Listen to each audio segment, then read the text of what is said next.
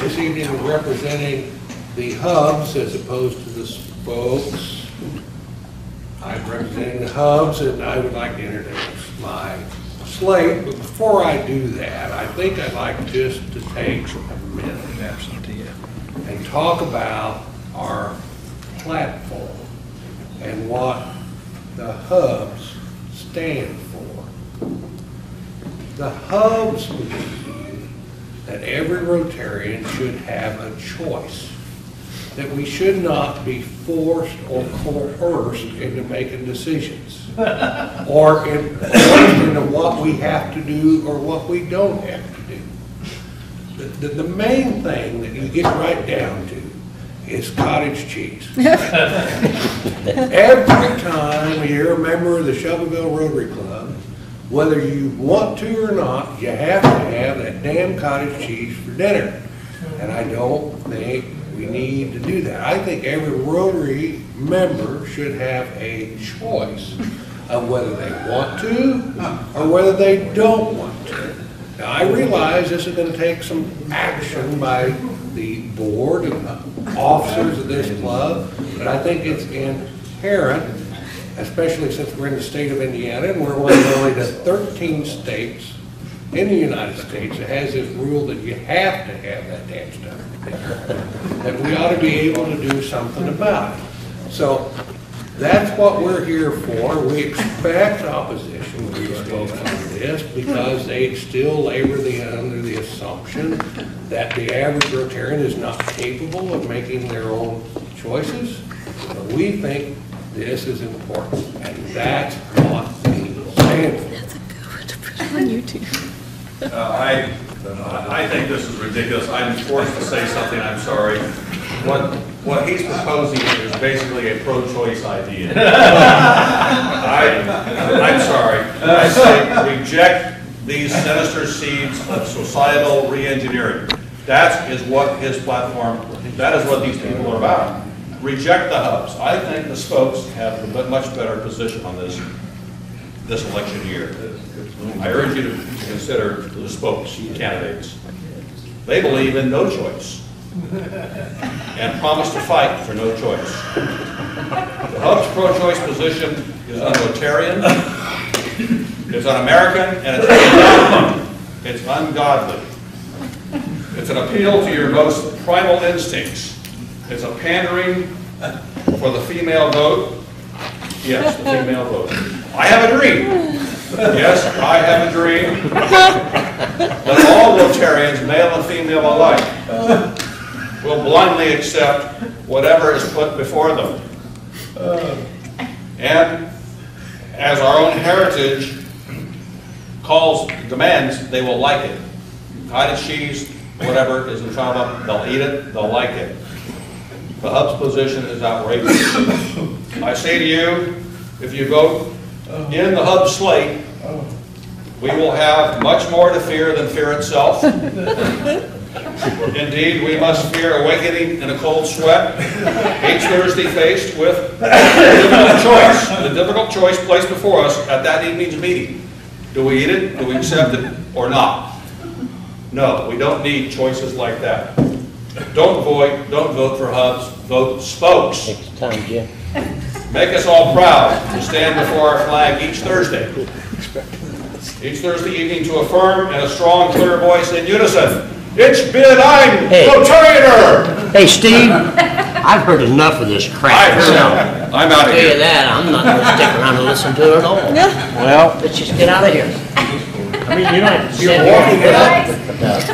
I'm with you, Jess. I'm sorry. You just became a member again a while back, so we don't have to do that. Okay. They've staged a walkout. You've cleaned the room. Who's gonna go to the Rotary and get them?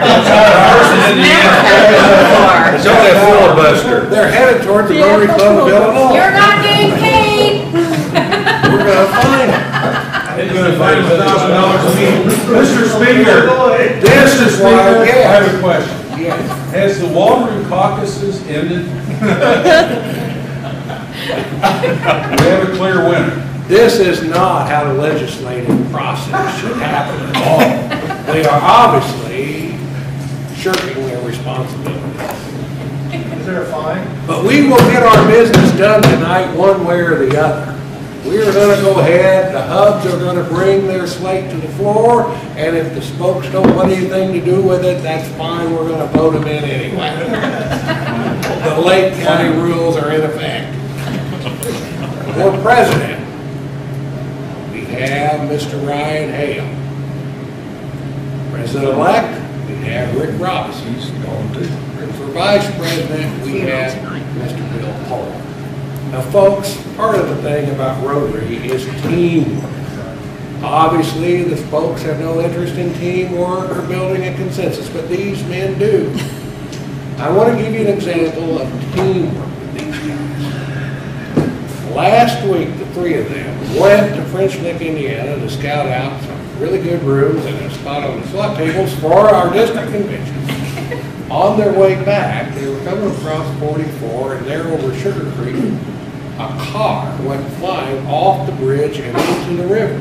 Now, they could have driven by, but they believe in teamwork, and they stopped. Ryan ran down, dove into the river, it was really cold. Drugged this poor woman out of the car, and with the last bit of strength, drug her up, got her shoulders and head up out of the water and on the beach. Rick, undeterred, ran right down to help and said, I've read about this in Iowa, stand back. He starts giving this gal mouth-to-mouth resuscitation.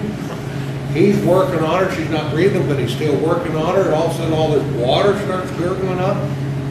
And she's still not breathing, but he's going to work, and all of a sudden all this sand starts coming up, and all this seaweed, and all this fish starts coming up. Bill, part of the team, walks up and says, Rick, I don't really know that much about it, but I think if you pull her ass out of the water, you break the suction. And it's probably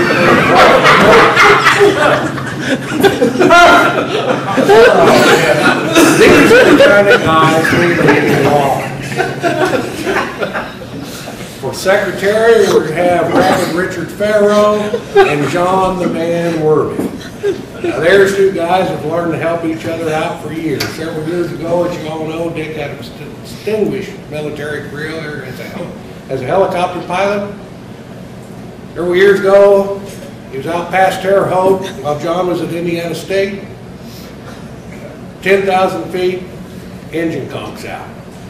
Dick bails out of the helicopter, pulls the ripcord, won't open. Can't figure it out. Too many cords. He's pulling, and as he's falling, at about 7,500 feet, he looks, and there's John Werby coming up.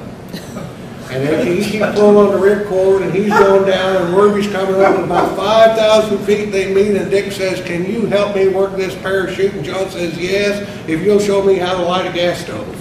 Now, there's two guys that work well together.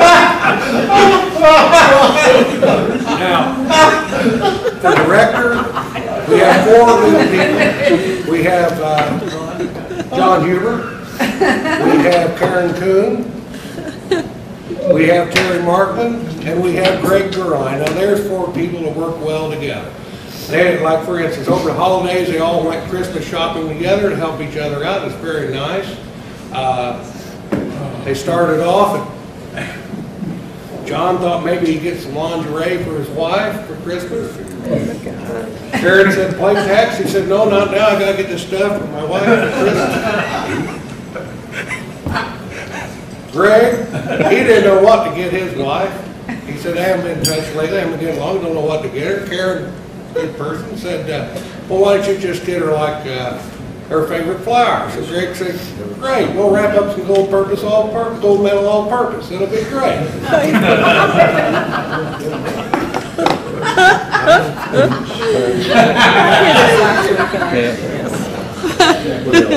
John decided to get his wife a book. Yeah, I remember. Hey, what you're about to get? Markland said, "Well, whatever you do, make sure it's something she hasn't read.